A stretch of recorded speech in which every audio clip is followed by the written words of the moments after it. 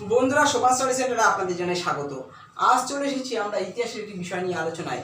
আজকের আলোচনার বিষয় সিরাজদৌল্লা ও পলাশী যুদ্ধ, অর্থাৎ সিরাজদৌল্লার সিংহাসন আরোহণ থেকে শুরু করে পলাশী যুদ্ধ বা তার পতন পর্যন্ত আজকের আমাদের আলোচনার বিষয়। তো আমরা জানি পলাশী যুদ্ধ হয়েছিল, পলাশীর যুদ্ধ হয়েছিল 1757 23শে জুন। এই 1757 23শে জুন পলাশী যুদ্ধ হয়েছিল ইংরেজদের সঙ্গে সিরাজদৌল্লা। তো ইংরেজদের সঙ্গে সিরাজদৌল্লার বিভিন্ন সম্পর্কের যে বিভিন্ন টানাপোড়ান চলছিল, সম্পর্ক খারাপ হয়েছিল, তা সেই বিষয়ে আমরা আলোচনা করেছি আগের ক্লাসে। তবুও একটু সংক্ষেপে বলে দিই যে সিরাজের সঙ্গে ইংরেজ ইস্ট ইন্ডিয়া কোম্পানির বিরোধের কারণগুলো কী ছিল। নিজের আত্মীয় স্বজনগুলি ষড়যন্ত্রে লিপ্ত হয়ে গেছিল তাকে সিংহাসনচ্যুত করবার জন্য, এবং ষড়যন্ত্র করেছিল কাদের সাথে? ইংরেজদের সাথে। ইংরেজ ইস্ট ইন্ডিয়া কোম্পানি তার দস্তকের অপব্যবহার করছিল, তার বিরোধিতা করেছিলেন সিরাজদৌল্লা। ইংরেজ ইস্ট ইন্ডিয়া কোম্পানি কলকাতায় দুর্গ নির্মাণ করছিলেন, তার বিরোধিতা করেছিলেন সিরাজদৌল্লা। সিরাজদৌল্লার অন্যতম শত্রু রাজবল্লভ, এবং রাজবল্লভের ছেলে কৃষ্ণদাসকে আশ্রয় দান করেছিলেন ইংরেজরা। এছাড়া ওনার একজন দূত নারায়ণ দাসকে অপমান করেছিল ইংরেজরা, যার জন্য সিরাজদৌল্লা ক্ষিপ্ত হয়ে কলকাতা আক্রমণ করেন। কলকাতা আক্রমণ করে প্রথম ইংরেজদের কাশিম বাজার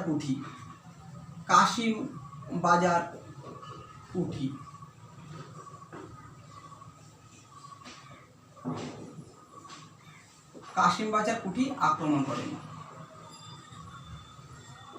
সাল 1756 সালের 2রা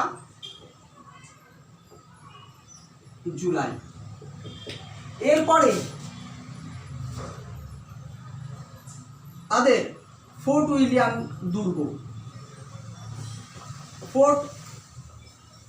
উইলিয়াম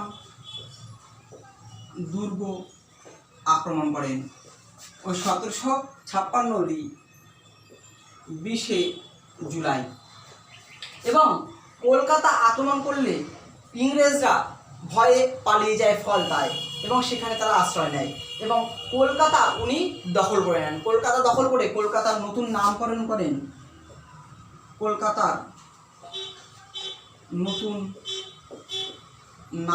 করেন আলীনগর। এবং আলীনগরের শাসনকর্তা উনি নিয়োগ করেন ওনারই একজন কাছের মানিক চাঁদকে কলকাতার শাসনকর্তা নিয়োগ করেন।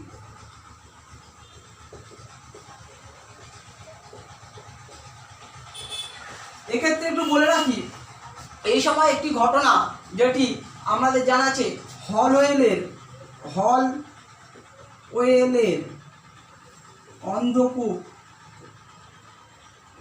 হত্যাকাণ্ড। এই কাহিনীটি খুব পরিচিত কাহিনী, যেই কাহিনীতে হলওয়েল বর্ণনা করেছেন যে 18 × 14.10 ফুট বিশিষ্ট একটি ঘরে সেই সময় কলকাতার যখন আক্রমণ করেছিলেন বেশ কিছু ইংরেজকে আটক করেছিলেন। সেই ইংরেজদের এই এত ফুট ইন্টু এত ফুট ঘরে 146 জনকে আটক করেন বা আটকে রাখেন। ফলে শ্বাসরুদ্ধ হয়ে ছোট গৃহে বা ছোট কক্ষে শ্বাসরুদ্ধ হয়ে 123 জন মারা যান। যদিও এই এত ছোট গৃহে 146 জনকে আটকে রাখা অবাস্তব একটি কাহিনী, তাই হলওয়েলের এই গল্পটি অধিকাংশ ক্ষেত্রেই ঐতিহাসিকরা বলেন যে এটি মিথ্যা কাহিনী। এবং আমাদের অ্যানিমেশন তো বলেছেন যে হলওয়েলের এই পাটিগণিতের অঙ্কটি জ্যামিতি ভুল প্রমাণ করেন। তো যাই হোক, আসি তারপরের আলোচনায়। মানিক চাঁদকে কলকাতার শাসনকর্তা নিয়োগ করে উনি মুর্শিদাবাদে ফিরে আসেন। ওইদিকে কলকাতার ইংরেজ ইস্ট ইন্ডিয়া কোম্পানির তত্ত্বাবধান করছিলেন রবার্ট ক্লাইভ, যিনি ফলতায় আশ্রয় নিয়েছিলেন এবং দক্ষিণ ভারতের নৌসেনাবহরকে উনি সঙ্গে নিয়ে এবং অ্যাডমিরাল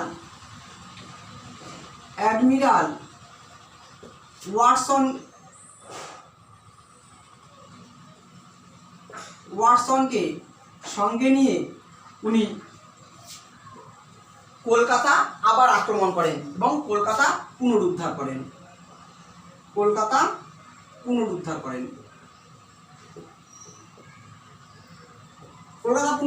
কবে? 1757 2রা জানুয়ারি। কিভাবে পুনরুদ্ধার করেন? এই যে কলকাতার শাসনকর্তা উনি নিয়োগ করে গেছিলেন মানিক চাঁদকে, এই নামগুলো মনে রাখবেন। মানিক চাঁদকে বিভিন্ন উপঢৌকন এবং লোভ দেখিয়ে কলকাতা আবার তার পুনরুদ্ধার করে। এই সময় সিরাজদৌল্লা আবার কলকাতা আক্রমণ করলে উনি বুঝতে পারলেন যে ওনার আত্মীয় স্বজনই বিভিন্ন ষড়যন্ত্রে লিপ্ত রয়েছেন, তাই উনি বাধ্য হয়ে আলীনগরের সন্ধি করতে বাধ্য হন।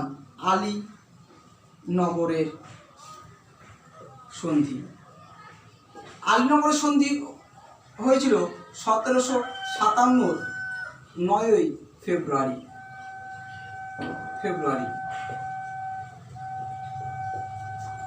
এরপরে বলি যে আলীনগরের সন্ধি হয়েছিল 1757 9ই ফেব্রুয়ারি। তখন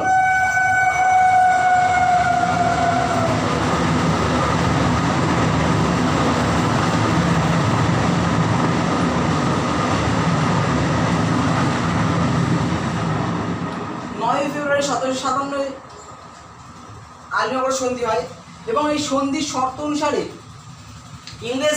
ইংরেজরা 3টি শর্ত রাখে।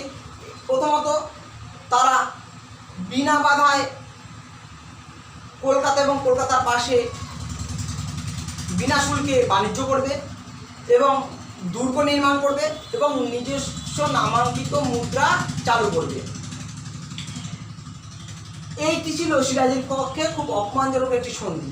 উনি মুর্শিদাবাদে ফিরে আসেন, কিন্তু ফিরে আসার পরেও ইংরেজরা মনে করেন এবং ভাবেন যে বাংলার নবাব পদে তাদেরই এমন ব্যক্তিকে, তাদের পছন্দ মতো এমন ব্যক্তিকে সিংহাসনে বসাতে হবে যে হবে ইংরেজদের হাতের পুতুল।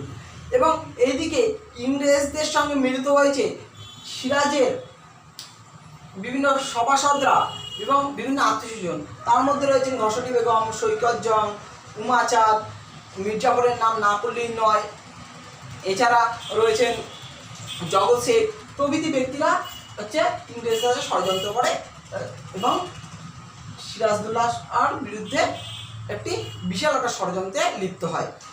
ইংরেজরা তখন আলীনগরের সন্ধি অবমাননা করেছে, এরকম অবমাননার দায়ে মুর্শিদাবাদ আক্রমণ করেন এবং উভয় পক্ষে যুদ্ধ হয় পলাশীর প্রান্তরে। পলাশীর যুদ্ধ হয় 1757 23শে জুন। এই 1757 23শে জুন পলাশীর প্রান্তরে পলাশীর যুদ্ধ। এই পলাশীর যুদ্ধে ইংরেজদের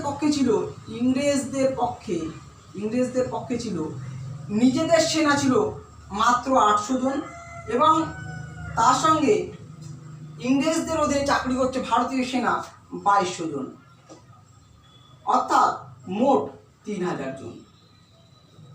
এদিকে সিরাজের পক্ষে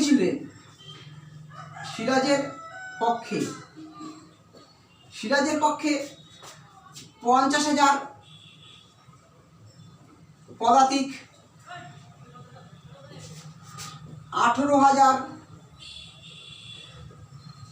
অশ্বারোহী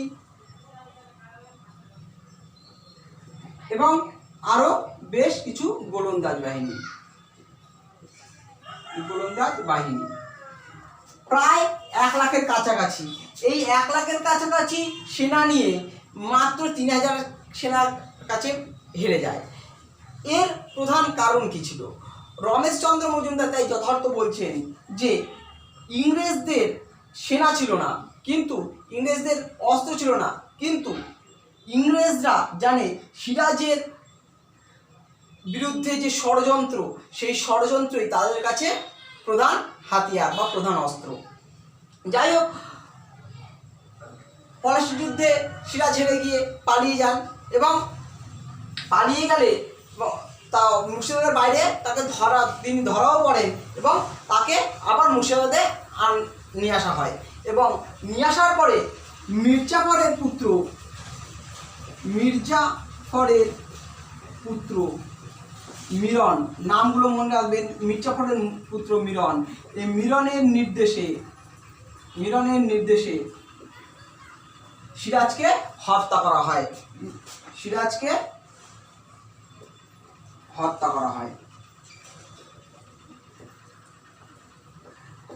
কবে? 1757 2রা জুন সিরাজকে হত্যা করা হয়। এই ছিল সিরাজদৌল্লার সিংহাসন আরোহণ থেকে শুরু করে তার পতন পর্যন্ত আলোচনা। এখানে বেশ কিছু মূল বিষয়বস্তুগুলো মাথায় রাখবেন এবং মনে রাখবেন, যেগুলি বিভিন্ন পরীক্ষায় আসে। যেমন পলাশী যুদ্ধ হয়েছিল 1757 23 জুন, কাশিমবাজার কুটি আক্রমণ করে 56 2রা জুলাই, ফোর্ট উইলিয়াম দুর্গ আক্রমণ করে 56 20 জুলাই, কলকাতার নতুন নামকরণ করে আলীনগর, এটা খুব ইম্পর্টেন্ট, আলীনগর, উনি কলকাতার নতুন নামকরণ করেন সিরাজদৌল্লা আলীনগর। এবং এটাও খুব ইম্পর্টেন্ট যে কলকাতার শাসনকর্তা উনি নিয়োগ করেছিলেন মানিক চাঁদকে। হলওয়েলের কাহিনী, হন্দকুপ হত্যাকাণ্ড, হলওয়েলের কাহিনী। রবার্ট ক্লাইভের সঙ্গে অ্যাডমিরাল ওয়াটসন এসেছিলেন কলকাতা পুনরুদ্ধার করবার জন্য। আলীনগর সন্ধি হয় 1757 9 ফেব্রুয়ারি। পলাশী যুদ্ধ আমরা দেখলাম, ইংরেজদের পক্ষে এরা এবং সিরাজের পতন এবং মির্জাফরের পুত্র মিরনের নির্দেশে সিরাজকে হত্যা করা হয় 1757 2রা জুন। তো বন্ধুরা, আজকের আলোচনা এইটুকুই। এর পরবর্তী ক্লাসে আবার দেখা হবে। আর সবসময়ের জন্য বলবো, আমাদের ক্লাস কেমন লাগছে তা লাইক ও কমেন্টের মাধ্যমে জানান, এবং যারা আমাদের এই চ্যানেলটি সাবস্ক্রাইব করেনি তারা অবশ্যই সাবস্ক্রাইব করে নিন। ধন্যবাদ।